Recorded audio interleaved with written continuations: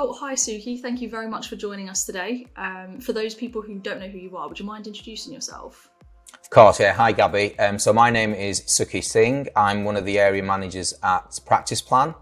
I've been with Practice Plan for, 15 years in June, actually, this year. Wow, okay. So quite a while. Yeah. And I was working in dentistry previous to that. So for a total of 18 years now. Wow, okay. You better be doing something big to celebrate that milestone in June. I hope so. A party's in order. Yeah, definitely got the date in my diary. So yeah, hoping to celebrate it. Absolutely. Excellent.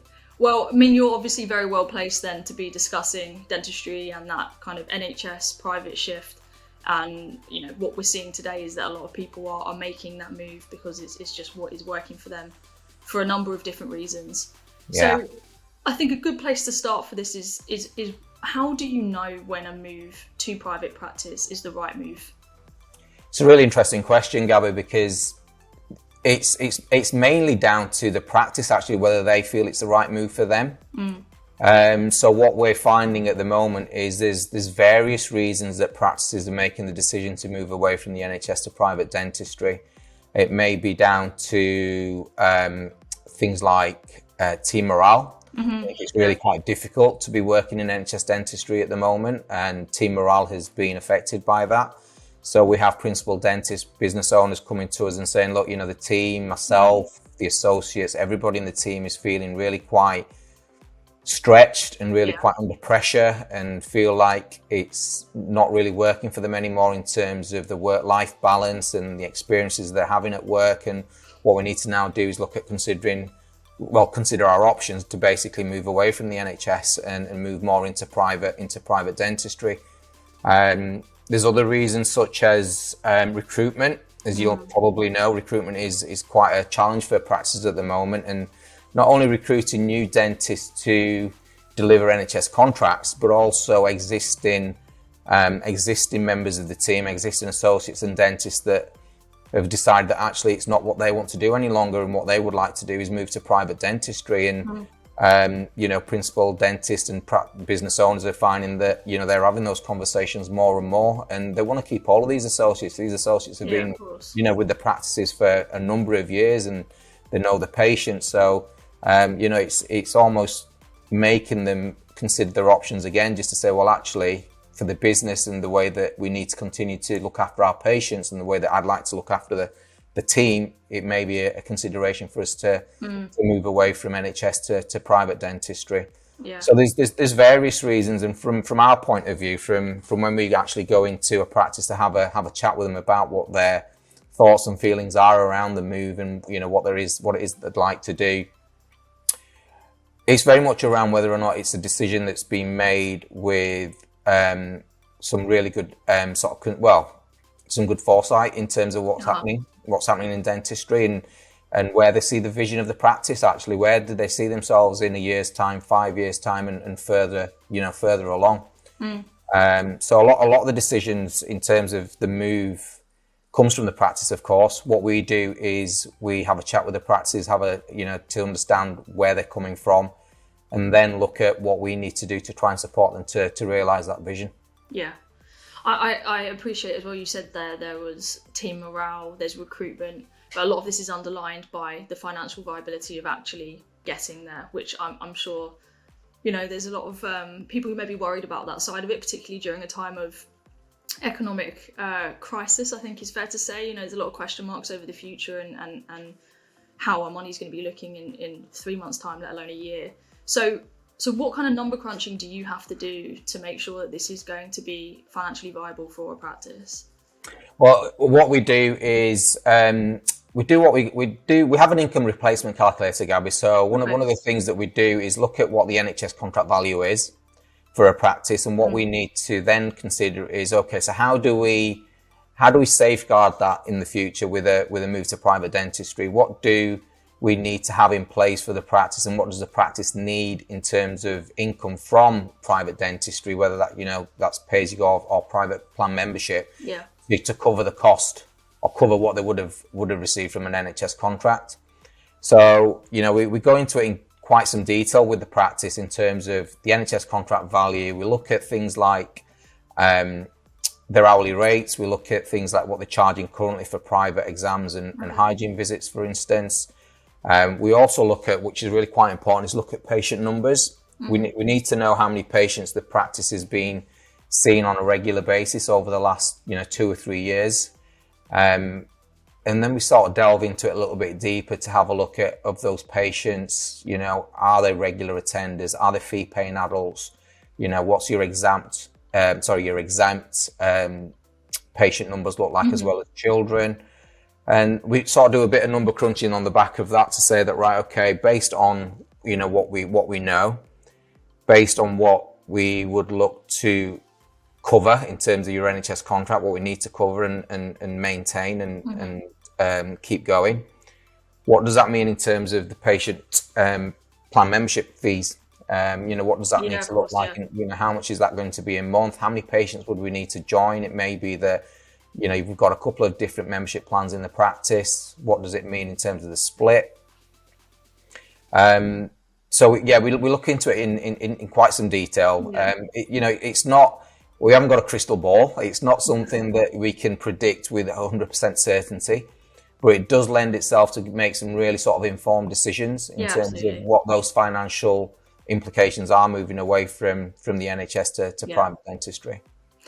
On top of that financial side, I think a lot of practice owners, one of the apprehensions that they have when they're making this move is what it's going to mean for their staff and what it's going to mean for their patients. And I think perhaps the best way to phrase that is how it will be received by both sides. So, I mean, what advice do you have? How do you advise practices inform their patients that this is going to be taking place? And then, I guess, how do they break it to their staff? How do they get the team on board? The team part of it, getting the team on board is probably one of the most important parts of the whole process. It's a huge team event. You can't be relying upon, the associates, the dentist, the business owner, to do it all. You can't be relying upon the front desk team or the staff and the nursing team. It has to be a huge team effort to be able to do that. And a lot of the practices that we work with, once we've gone through the initial conversations with them and we've understood where they're coming from in terms of why they're doing it and whether it's a viable option, and they've made the decision to move to private dentistry, then we do talk about, well, actually, how does your team feel about it? How are they going to receive this information and really sort of work with you and support you in the practice to make this move? It's important that the team understand the reasons behind it. And a lot of them do, actually. A lot of them are experiencing what it's like to work in NHS dentistry at the moment. So it's not just the pressures that, the business owner or the principal dentist or the associates, for that matter, are feeling. It's felt throughout the team. It's felt from everybody that works in the dental practice. And, as I said before, some of the drivers for principal dentists to make the move to private dentistry is coming from the team. It's because it's what they feel that they need to make their work-life balance much better than what it is and relieve some of the stresses that they're facing.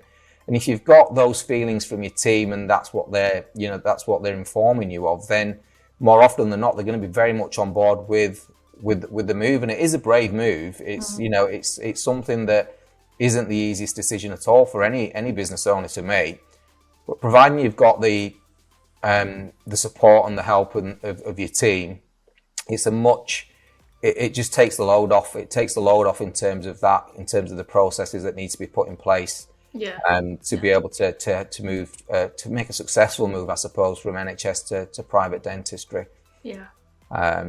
Sorry, in terms of the patients. I know that's a whole other ball game, I can imagine. It is. It can be. Yeah, I would say that of the NHS conversions that we've been doing recently and the ones that we've got in, that are progressing through at the moment.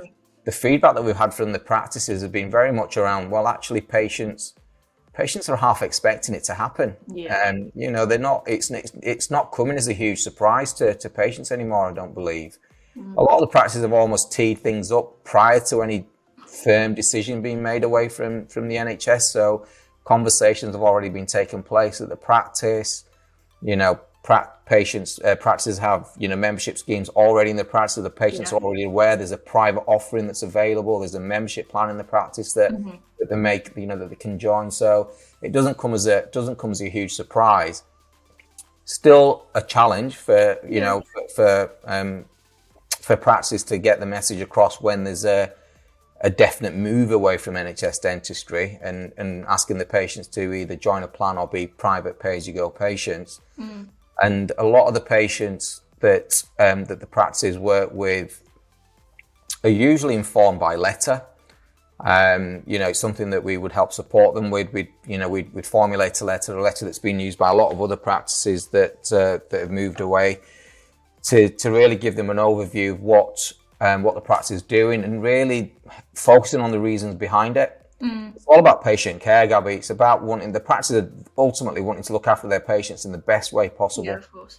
And getting that message across to the patients is imperative in terms of the communications that we have or they have with their patients. So we do it by letter. It's usually led by a conversation prior to the letter coming out in some cases. Some practices choose to do it on a one-to-one basis and just talk to patients as and when they come into the practice. It's very much down to what the practice is most comfortable with and how quickly, I suppose, they want to move patients over to private dentistry. So you can kind of cater to their pace, really, given how quickly that they kind of want to make that transition. Absolutely, yeah. I mean, we're very much here to support and help and advise along the way. But ultimately, the decisions that the practices make are very much their own, the business owner's decision, and what they're comfortable with doing and how they feel their patients will react to the news, to the communication. They know their patients better than anybody else, so we're here really just to support them along the way. Okay. And once that move has been made, then how do practices maintain that momentum? I can imagine it's kind of, is it sort of, all guns blazing, go for it now, we have to do it, or is it something that can be kind of a slower process if that is a preference? It can be both. It can be, like I say, it can be a slower process if that's what they choose to do. If they choose to do it by a mailing, for instance, then yes, there's, once the letters hit the doorsteps, then there's usually a period of time where the practice becomes incredibly busy with patient inquiries over the phone, patients coming into the practice to inquire, and they need reassurance, Gabby, and they need to just know that, the decisions that the practices have asked them to make are the right ones, and just a bit of reassurance, whether that again is over the phone or whether it is in practice. So again, very much down to the practice. The team, prior to any of this taking place, need to be, again, just really confident with what they're doing, really confident with the communication that they'll be having with the patients and the conversations that will be taking place. And on things like conversion day, so to speak, there'll be the support. There's usually support from ourselves. We're usually in the practice as well to help them through that initial sort of period when it can get quite busy, and also just helping them deal with patients that have got lots of different types of questions. Hopefully, most of those questions we'd pick up in a training session anyway. Yeah, of course. These are the things that you can expect. These are the questions that most patients will probably ask, and then it's just a case of doing it, I suppose. It's in the do, isn't it? It's doing it and facing the challenges head on if there is any. And most of the practices that we do work with, they find that actually a lot of the anxiety and the stress behind the actual communication to the patients and how they're going to react is nowhere near as bad as it is. As bad as they initially thought. Yes, is it fair to say that you'll get the occasional patient that may feel upset and angry and so forth, and it's knowing how to handle that situation. To finish off, what about the aftercare? So the conversion's taken place, and there's going to be niggles, there's going to be things that perhaps little problems that arise or challenges. And what do practice plan do, after it's actually taken place to support their practices? Well, we're in constant contact with the practice as well. So as I said, prior to the mailing going out, there's a lot of support in terms of setting everything up, making sure that everything's as it should be, making sure the team's all fully trained and comfortable and confident talking to patients. We have support in the practice as well once the letters land, as I said. So, you know, you've got somebody there from practice plan that's sort of holding your hand a little bit and just helping you through the process and helping you through those conversations. Yeah. And what we find is, you know, there's a period of time, as I say, where it can be quite full on. That usually then tails off, and then it's a matter of just, you know, the team in practice plan just being in contact with the practice to understand what's going on, how's the conversion going, how, you know, is there anything that's come up in between that, you know, we need to deal with. Further training for the team as well, just to make sure they're you know, they're engaging and they're saying the right things and handling things in the correct way, and the message is consistent throughout the team as well. So there's a load of support beforehand, there's a load of support during, and there's a load of support afterwards as well from everybody in the team. All right, well, thank you very much for talking us through that. I'm sure if anybody listening or watching has any questions, that we'll make sure to include the relevant information so they can get in touch.